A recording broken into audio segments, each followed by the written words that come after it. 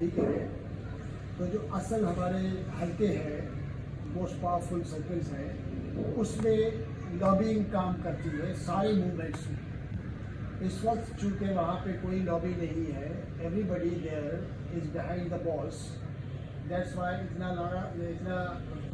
Ground पे इतनी खतरनाक सिचुएशन है। ये सारे क्राइसिस हैं जिनकी आपने बात की, उसके बावजूद भी कोई तहरीक नहीं। वजह उसकी ना, वजह उसकी जैसे मैं आपको बताऊं को इतनी इकोनॉमिक क्राइसिस में फंसा नहीं, दिया है। उसके अलावा देखिए ये जो पॉलिटिकल मोमेंटम बनता है, जैसे मैंने कहा कि पॉलिटिकल वर्कर ही नहीं रहा। वो जो पॉलिटिकल वर्कर 83 की मूवमेंट या जो रिसेंटली अब 2007 वाली बात करें, भाई जेन्युइन जो है ना, एक जेन्युइन डीपोलिटिसाइजेशन का अमल है।